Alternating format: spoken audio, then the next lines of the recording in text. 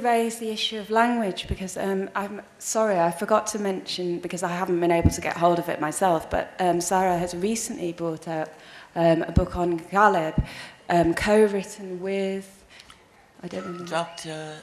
Azra Raza. And it's translations and discussion of Galeb's poetry. That's right.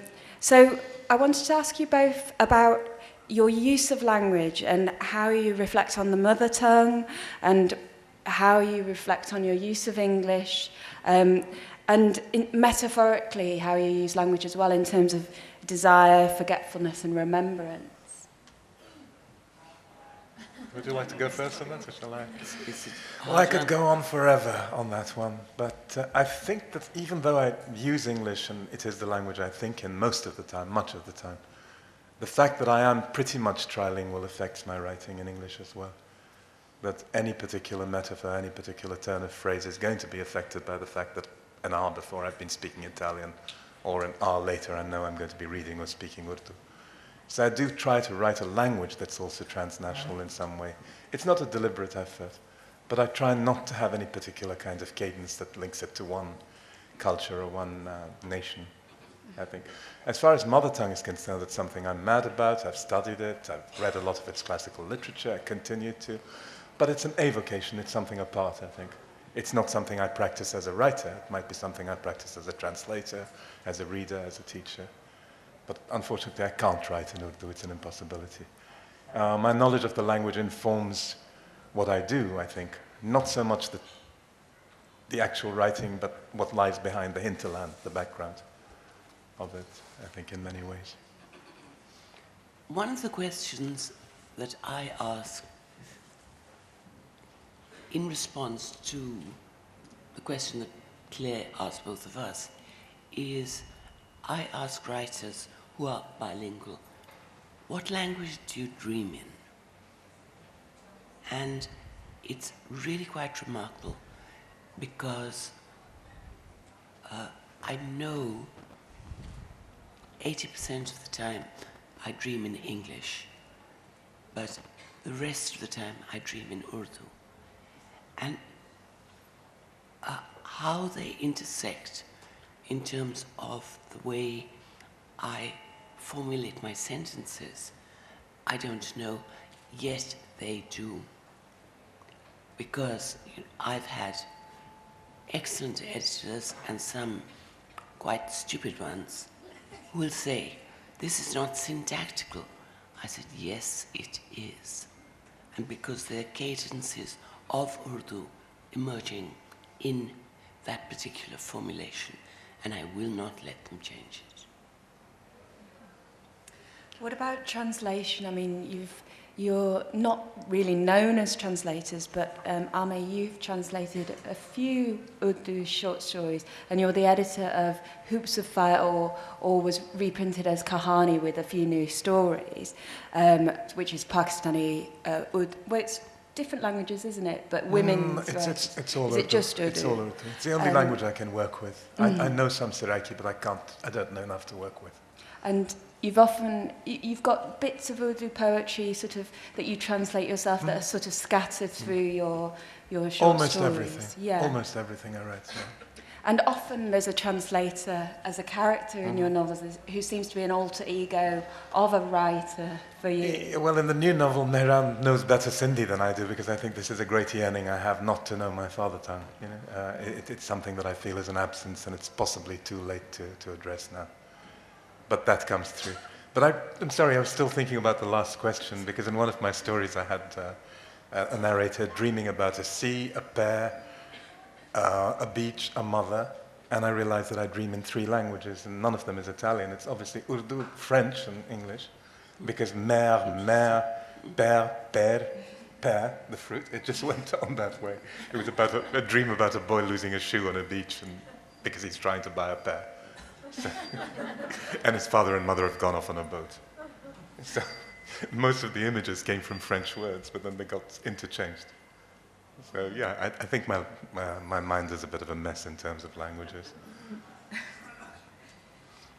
And Sarah, what about you and translation? Have you worked as an active... I mean, in the Gala book, how much did you get involved with the actual translation?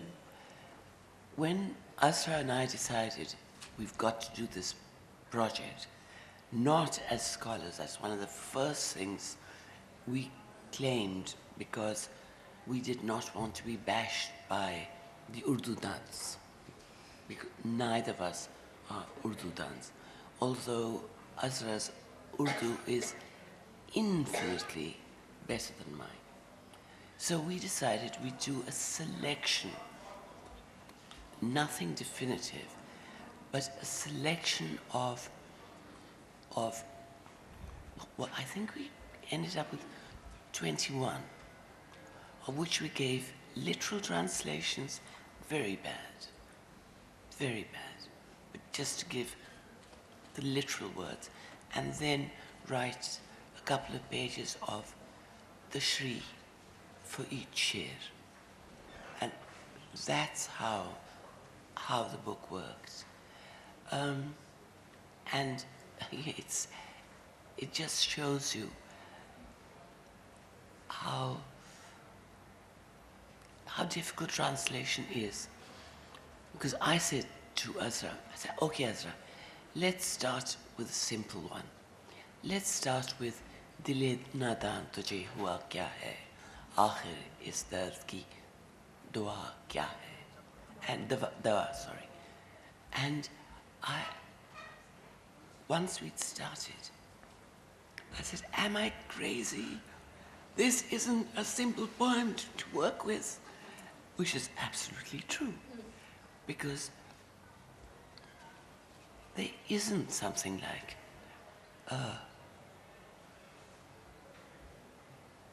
an ordinary, accessible ghazal of Ghalib's. There isn't. And you could go on and on. And I think possibly that's true. I doubt if I'll ever try it again. But possibly it's true of anyone who chooses, however much you love the work, however you are submerged in it, you're not going. It's like desire. You're never, ever going to see it to its fulfillment. And on that issue of desire, then, one of the things that I could see was there in both your writing, and I think in probably most writing, was representations of love, both romantic love, but also love for siblings is very strong in both bodies of work. And I wondered if that, well, for Amir in particular, that there might be something to do with Sufism. Certainly in The Cloud Messenger, there's a sort of a yearning towards divine love, maybe towards the end. But yeah, so could you talk about love and desire and sibling love and Sufism, if it seems relevant? Not sibling love or Sufism. I have 3 sisters and I adore them all and all their children, but I think that's my private life, not my writerly life. Love, romantic love, I think it's really the tradition of poetry, and all traditions of poetry I know, whether it's courtly poetry from France or medieval Italian, and of course the Urdu tradition. And I think to a large extent The Cloud Messenger is about a man who's conditioned by his study of romantic poetry to expect life to be like that. And I think he fulfills the scenario in many ways. I didn't realize it was that way until a very close friend of mine was reading the manuscript and pointed it out. She said, she translated a Turkish metaphor, and she says, Mehran walks around with black writing on his forehead, meaning, I am doomed, I am doomed. And I think a lot of that has to come with this immersion, from this immersion in Urdu poetry, particularly Persian poetry as well. If it becomes Sufi, that's unintentional. I'm very glad of it, but it's not something I sit around and do. I don't want to be Idris Shah or Doris Lessing and play around with ideas and concepts that are far greater than I am, I think.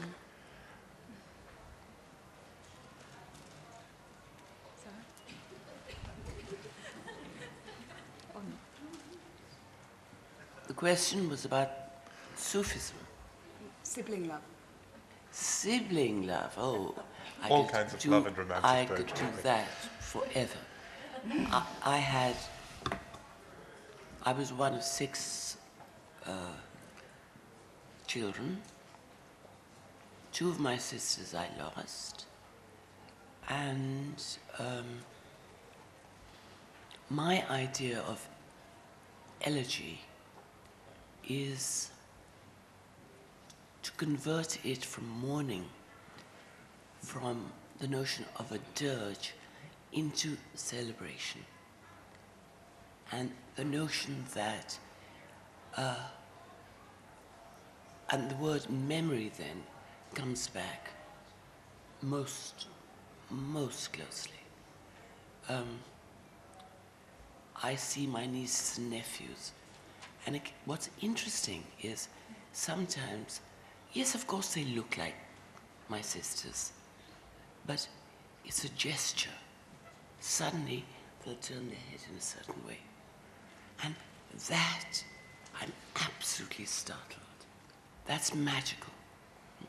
I'm taken back to the moment when I literally re-see my sisters. Is that a mystical experience? Probably yes. Probably yes. Not in any kind of a formal way, but I do believe losing people, now I really sound trite, I was going to say, means gaining parts of them that you did not really know. Because you've got to go through, sift through those few memories that you had. I also wanted to ask you about intercultural relationships, because in Another Gulmer Tree, the protagonist, Usman, meets the other protagonist, Lydia. Lydia's an English woman, and they meet in Bloomsbury just after the war, I think. 1951, I think. Yes. 50. And they fall in love, and Lydia moves to Pakistan.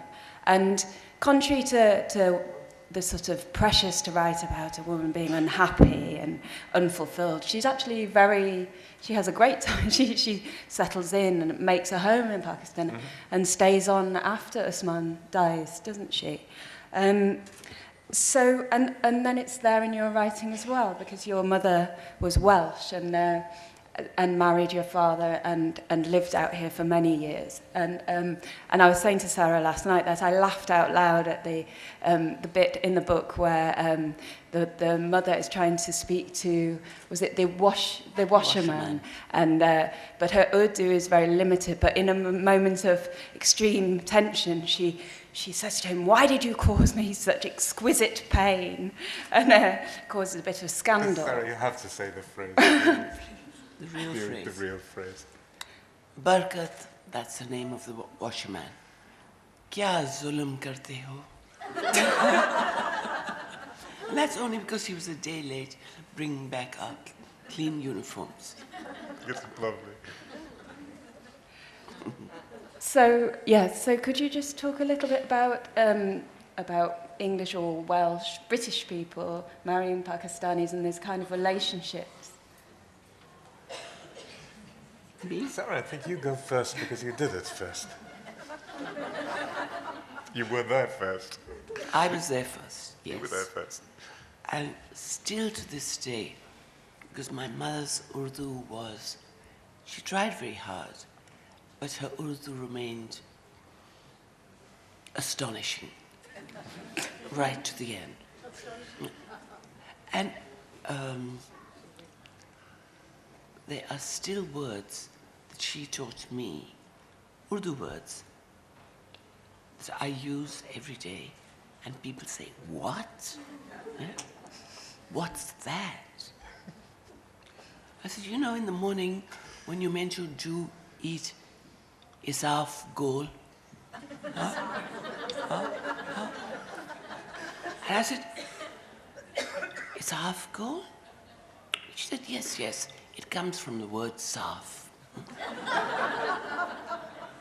Why should I disbelieve my mother? And so, one thing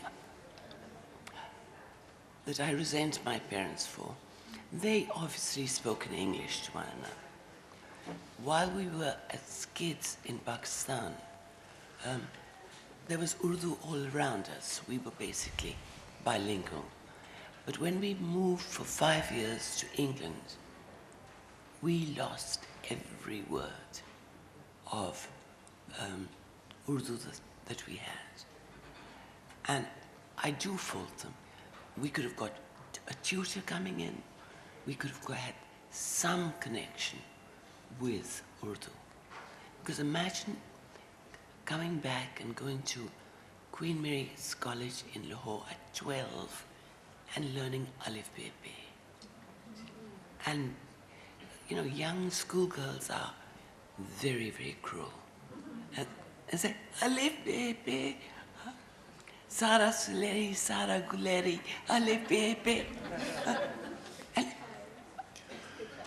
so these cross-cultural marriages, they have to be very, very careful with their children, with their offspring, how they teach the language. Amir was talking about Urdu as his father tongue. Sindhi is my father tongue. Urdu is my mother Sindhi tongue. is your Grandfather tongue. Urdu is my mother tongue. I see. So in other words, you feel somehow that Sindhi was denied you? Yeah, Yes. I do. I think that there was such a conflict between English and Urdu. It was a hard enough job for my parents to get their children to learn Urdu properly. They didn't even try with Sindhi.